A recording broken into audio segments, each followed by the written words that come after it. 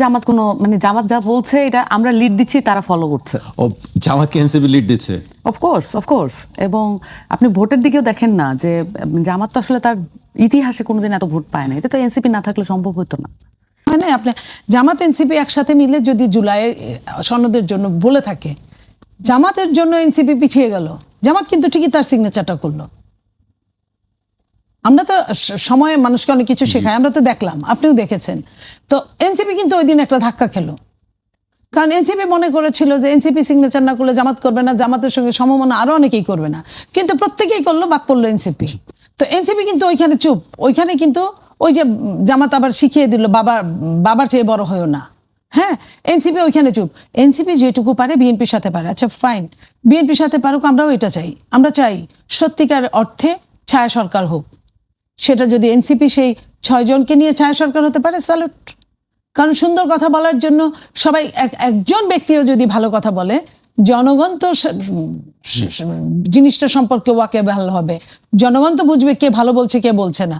তাকে সাপোর্ট করা মানে কিন্তু এটাই কিন্তু রাজনীতি, এটাই কিন্তু বিউটি, এটাই কিন্তু গভর্নমেন্ট বা অপোজিশন পার্টির একটা সৌন্দর্য। সেই জায়গায় এনসিপি তার মতো সে রোল প্লে করুক, আমরা অস্বীকার করি না, আমরা তাদেরকে এটা নিয়ে অবজ্ঞাও করব না। আমরা চাই তারা করুক, কিন্তু যুক্তির সাথে করুক, তর্কটা যুক্তিকে ফেলে দিয়ে না। আপনার কাছে নইলে তাদের জন্য বুমেরাং হয়ে যাবে। তাদের জন্য তো বুমেরাং হয়ে গেছে একরকম। কারণ এই রাজনীতি আজকের, এটার একটা শীর্ষভাগ এনসিপির হাতে থাকার কথা ছিল। যদিও আমরা সামান্তার কাছে শুনলাম, সামান্তা বলছে যে জামাতকে লিড দিচ্ছে এনসিপি। জামাতকে এনসিপি লিড দিতে গিয়ে এনসিপিটা ধ্বংস হয়ে গেল। এনসিপি যদি নিজের পায়ে দাঁড়ায় থাকতো, যে কথা সামান্তা বলছে আমি তার কথা যুক্তিসঙ্গত আমি মনে করি, জামাত তো এর আগে এত ভোট পায় নাই, তাহলে এই ভোটগুলা কার? তাহলে আমি ধরে নিব এনসিপির। এখানে প্রমাণের অপেক্ষা রাখে না। তাহলে জামাতের সঙ্গে যারা এলিয়েন করছে এদের ভোট, এদের ভোটের মধ্যে এনসিপি উল্লেখযোগ্য। এনসিপি ইতিমধ্যে 6 জন পাশ করেছে, উল্লেখযোগ্য। তাহলে সেই জায়গায় জামাত এত ভোট যাদেরকে নিয়ে পেয়েছে, তারা তো লিডিং দিতেই পারে। আমি এটা নিয়ে আমার অরিড না, আমার কাছে খারাপ লাগবে না। কারণ আজকের সন্তান আগামী দিনের ভবিষ্যৎ, রাষ্ট্রনায়ক। তারা যদি ভালো কাজ করে, এবং জামাতের জন্য যেটা বলছিলাম, তাদের ধ্বংসটা হয়েছে যতটুকু, জামাতের সঙ্গে না গেলে তারা অনেকগুলো সিট পেতে পারতো। জামাতের সঙ্গে না গেলে তারা যদি সিট আরো কম পেত, তারপরেও তারা যে ইন্ডিভিজুয়াল একটা দল, তাদের, এবং তারা তো শুধু না, তাদের সঙ্গে আরো 5-6টা রাজনৈতিক দল একসাথে হয়েছিল, তাদেরও কপাল পুড়েছে এই একই সাথে থেকে। তো এই জায়গাটায় আমি বলবো যে এনসিপি যে ভুলটা করছে, এনসিপির এখন ভীষণ হিসাব করে পথ চলা উচিত। আমি বড় বোন হিসেবে বলছি, ভীষণ বুদ্ধি নিয়ে পথ চলা উচিত। কারণ নিচে গিরিখাত, অন্য কেউ না।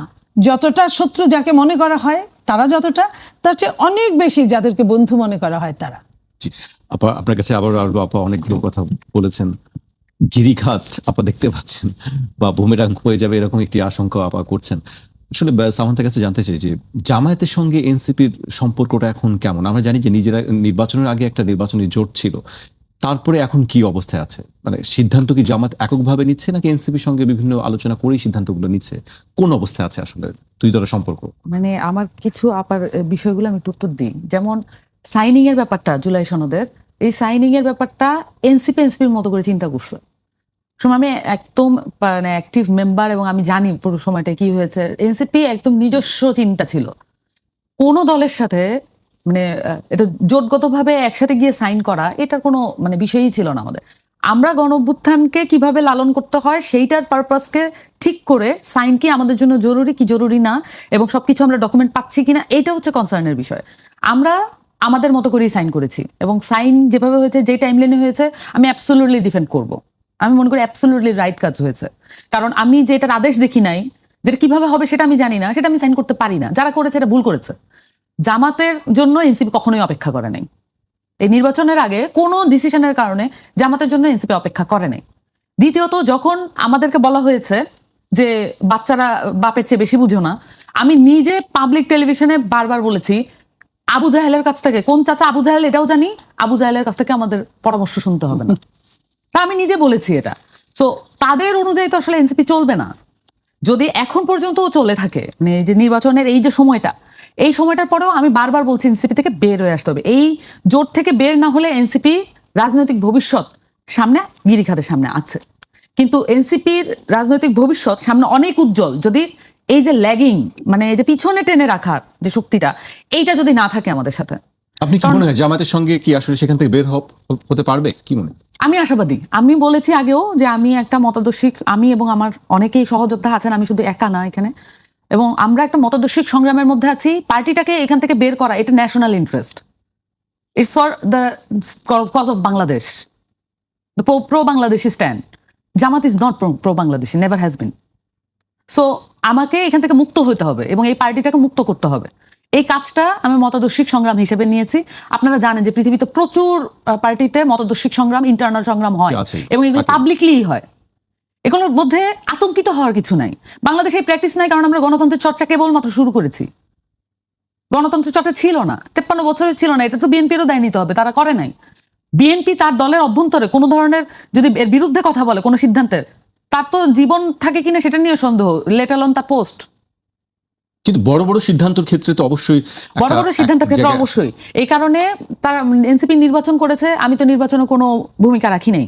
সো তারা তাদের মতো কাজ করেছে। কিন্তু এখন যখন রাজনীতি তৈরি করার সময়, বিরোধী দল আপনি জানেন যে সবসময় এটা একটা ব্রিডিং গ্রাউন্ড, তার পলিটিক্স নির্মাণের ব্রিডিং গ্রাউন্ড। তো এখন হচ্ছে তার মানে এনসিপির প্রাইম টাইম।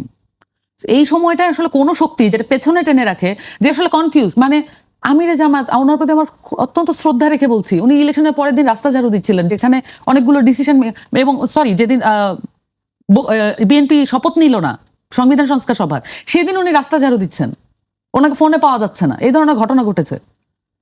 এটা উনি ব্যক্তিগতভাবে বলছি না, এটা হচ্ছে একটা পার্টির চরিত্র এরকম। উনি মানে রাষ্ট্রীয় গুরুত্বপূর্ণ ন্যাশনাল ইন্টারেস্টের সময় ওনাদেরকে খুঁজে পাওয়া যাবে না, ওনারা কনফিউজ থাকবেন। ওনারা তারেক রহমানের সাথে ইলেকশনের আগেও দেখা করে গিয়ে ওনারা বাইরে এসে জাতীয় সরকারের কথা বলেছেন। ওনারা ট্রাস্ট ভঙ্গ করেন নাই, জোটের মধ্যেও একাধিকবার ট্রাস্ট ভঙ্গ করেছেন, যেটা বলেছেন সেটা উল্টা করেছেন। সো এরকম একটা শক্তির সাথে থাকা তো আমাদের জন্য বিপজ্জনক। আমি এটা এখনো মনে করি এনসিপির এখান থেকে বেরিয়ে আসতে হবে। সেই সংগ্রামটা আমরা করছি। এটা আমার বিরোধী পক্ষ যদি বিএনপি যদি এটা ব্যবহার করো, আমাকে তো আমার কাজটা করতে হবে। পররাষ্ট্র মন্ত্রণালয়ের বিষয়টিও আমি গতকালও জিজ্ঞেস করেছিলাম, সেই বিষয়ে কি আপনি জানেন? আপনাদের সঙ্গে কোনো কথা বলা হয়েছিল? আমার জানা মতে এনসিপির সঙ্গে কোনো আলাপ হয় নাই, এবং জামাত আসলে তার অ্যাকশনগুলো দেখলেও বোঝা যায়, মানে পেপার পত্রিকা তার যে বক্তব্য এগুলো দেখলে বোঝা যায় যে তাদের অত্যন্ত দোদুল্যমানতা দ্বিচারিতার ব্যাপারগুলো আছে এখনো। এখন এই ধরনের কাজ যে সমালোচনার জন্ম দিতে পারে, এইটুকু মানে কমন সেন্স আসলে গ্রো করে না এই পার্টিতে, এবং ক্রমাগত তারা এই কাজটা করছেন। এখন সমস্যাটা হয়ে গেছে কি জানেন, মনিয়াপা বিএনপি থেকে আসছেন, আমি এনসিপি থেকে এসেছি, কিন্তু জামাতের ডিফেন্ড করার মতো কিন্তু কেউ নেই এই টেবিলে। এটা কিন্তু দেখা যায় যে আমি যদি আরো বলতে থাকি যে এটা কিন্তু আপনার শো এর জন্য এক ধরনের মানে পরবর্তীতে কমেন্ট দেখবেন যে জামাত সম্পর্কে। কিন্তু আমি এটাও বলি সবসময়, আমরা সবসময় জামায়াতের কাছে রিচ করার চেষ্টা করি, তাদের সঙ্গে কথাও হয় আমাদের, কিন্তু তারা কথা বলতে চান না বেশিরভাগ সময়। তারা হয়তো মানে আমি জানি না এটা কেন চাইবেন না, বরঞ্চ আমি তো আরো চাই যে আমাকে প্রশ্ন করা হোক। যত ক্রিটিক্যাল প্রশ্ন আমার দিকে আসবে, মানুষকে তো প্রশ্নগুলোর উত্তরগুলো জানতে হবে। এবং আপনি যদি ক্রিটিক্যাল কোশ্চেন আসেন, আমি নিজেকে ডিফেন্ড করতে গিয়ে কিন্তু আমি পুরোটা বলবো ঘটনা। যদি আপনি আমাকে প্রশংসা করে প্রশ্ন করেন, ছাড় দিয়ে কোশ্চেন করেন, আমার পক্ষেও পুরোটা বলা সম্ভব না। এটা তো আমার পলিটিক্সের জন্য ক্ষতি। তো জামাত নিজের জায়গাটা ক্লিয়ার করতে চাইবে না কেন? বরঞ্চ তারা আসলে কি ধরনের রাজনীতি করতে চায় এটা বাংলাদেশে ক্লিয়ার করা উচিত। আচ্ছা, নির্বাচন তো গেল, আরেকটি নির্বাচনও আসছে সামনে, স্থানীয় সরকার নির্বাচন আসছে, মেয়র নির্বাচন আসছে। সেখানে আসলে কিভাবে এনসিপি কি জামায়াতের সঙ্গে? আমি বলি, আমি পত্রিকা ফলো করছি নিয়মিত, জামাতের প্রেস কনফারেন্স হচ্ছে, এ নিয়ে তারা বক্তব্য দিচ্ছেন যে তারা 12টি সিটি কর্পোরেশন এবং সমস্ত পোস্টগুলোতে চেয়ারম্যান উপজেলা যা আছে এগুলোতে তারা স্বতন্ত্র নির্বাচন করতে চান। কিন্তু এনসিপি কেন এখানে থাকবে? মানে এটা তো অসম্মানজনকও বটে। কেন এনসিপির বেরিয়ে যাওয়া উচিত? আমি বারবার বলছি, আমার এখন প্রত্যেকটা উপজেলা চেয়ারম্যান দেওয়ার মতো ক্ষমতা আছে, সক্ষমতা আছে। সো আমরা তো এটা করলে আমার পার্টির জন্য লাভ, আমি এই পার্টিতে তো আসলে লং টার্ম করতে চাই। সো এখন তারা ওদিক দিয়ে বক্তব্য দিচ্ছেন তারা স্বতন্ত্র ইলেকশন করবেন, আর আমরা এখনো কিছু পরিষ্কার করে বলতে পারছি না। এইটা আমি মনে করি যে এটা এনসিপির জন্য এটা খারাপ হচ্ছে। আমাদের পরিষ্কার করে বলা উচিত আমরা থাকবো কি থাকবো না। এই জন্য এটার বললে আসলে অনেকের জন্য অনেক কিছু ক্লিয়ার হয়ে যায় যে আমরা কি এই মানে জোটটা কন্টিনিউ করব পার্লামেন্টে, মানে কি প্রয়োজন আছে? জামাত তো কোনো ভূমিকা নিচ্ছে না। সংস্কার বিষয়ে জামাতের ভূমিকা কি আমাকে বলেন। সংস্কার বিষয়ে এনসিপির সমস্ত ভূমিকা আছে, আমাদের সমস্ত মানে বক্তব্য আছে, আমাদের মিছিল আছে, আমাদের সভা আছে, আমাদের উঠান বৈঠক আছে, সংস্কার নিয়ে আছে। জামাতের ভূমিকাটা কি সংস্কার নিয়ে? দ্বিচারিতা ছাড়া। যাই হোক, এগুলো আমি আর বললে যেহেতু টেবিলে ডিফেন্ড করার মতো রাইট টু রিপ্লাই নাই, আমি এর জন্য আর এটা বলবো না। কিন্তু আমার কথা হচ্ছে যে এনসিপির এই যে স্থানীয় সরকার নির্বাচনেও আমাদের তো সংস্কারের প্রকল্পগুলো থাকবে, তাহলে তারা যেহেতু স্বতন্ত্র করতে চান, আমি মনে করি যে এনসিপি স্বতন্ত্র করা উচিত এবং সেটার জন্য পুরো ফিল্ড আমাদের প্রস্তুত আমি মনে করি। জি, আরেকটি ছোট একটি বিষয় জানতে চাই, পার্লামেন্ট তো অধিবেশন শুরু হচ্ছে, সেখানে সংরক্ষিত আসনে এনসিপির একজনের কথা আমরা জানি, কে আসছেন বা একাধিক কি হতে পারে কিনা? এটা আসলে যারা নীতি নির্ধারণী বডি আছেন তারা বলতে পারবেন, আমি সঠিক ইনফরমেশন জানি না। আপনারা যেভাবে ফেসবুকে দেখে অভ্যস্ত, আমিও সেভাবেই দেখছি। তাহলে আমাদেরকে অপেক্ষা করতেই হচ্ছে আসলে দেখা যায়। আমি মুনি আপার কাছে আসতে চাই। আপা, নির্বাচন হয়ে গেছে, 1 মাস হয়ে গেছে, গত মাসের 12 তারিখে, আবার 12 তারিখ চলে আসছে। এখনো মানে সবার পক্ষ থেকে একটা জিনিস আছে যে ইঞ্জিনিয়ারিং এর কথা বলছে, যে ইঞ্জিনিয়ারিং এর হয়েছে বিভিন্ন আসনে, মানে এইগুলো কেন এখনো? আজকেও 5 জন অভিযোগ করেছেন হাইকোর্টে। দেখেন, এটা সব নির্বাচনের সময় এই ধরনের কিছু অভিযোগ থাকে। তো যদিও এই ভোটটাকে আমরা একটু ব্যতিক্রমী ভোট মনে করি, কারণ আমরা অনেকেই ভেবেছিলাম, সব দলই ভেবেছিল যে সহিংসতা হবে। খুদ সরকার প্রধান তৎকালীন চিফ অ্যাডভাইজার বলেছিলেন বড় কোনো ঘটনা ঘটতে পারে। তো এই টাইপের যখন সরকার প্রধান বলেন, তখন তো আরো ভয়ের একটা ব্যাপার থাকে, এবং কোনো ভয়, যতটা ভয় ছিল ততটা কোনো ভয়েরই কাজ হয় নাই। ওরকম দু একটা বিচ্ছিন্ন ঘটনা ছাড়া। আপনি কি মনে করেন যে কোন আসনে ইঞ্জিনিয়ারিং হয়েছে যে আমি অভিযোগ বলি, তুলছেন? তো ইঞ্জিনিয়ারিং যদি হয়ে থাকে, তাহলে যার জন্য ইঞ্জিনিয়ারিং যে কিভাবে হয়েছে, ওই টাইমটায় সাথে সাথেই অ্যাকশনে যাওয়া দরকার, সাথে সাথেই। সেটাই কিন্তু আমরা সেই দিন রাতে আমরা দেখিনি। আমরা ওইভাবে দু একটা, আমি 300 আসনের মধ্যে যদি 1% হয়, সেটাকে আমি কিন্তু খুব বড় কিছু ধরবো না। সেটাকে আপনি যে কোনো কিছুতে, একটা সোনা বানাতে গেলেও কিন্তু কিছু খাদ মিশাতে হয় সুন্দর গহনা বানাতে হলে। তা এই কারণে দুই একটা ছোটখাটো ঘটনা ছাড়া এরকম কোনো কিছু হয় নাই যে আপনি চরমভাবে ইঞ্জিনিয়ারিং আনতে পারবেন। আনলে কে ফাঁসবে? সরকারি দল, বিরোধী দল। তো বিরোধী দল যত সিট পাইছে, এই সিট আবারও বলছি, এই সিট তো সে কশিনকালে কল্পনাতেও আনে নাই। তাহলে ফাঁসবে কারা? সিট আরো কমবে, তাদেরই কমবে। যদি আপনি চলছেন আবার ইলেকশনে রিকাউন্টিং হোক, আমাদের তো সমস্যা নাই, আমরা চাই।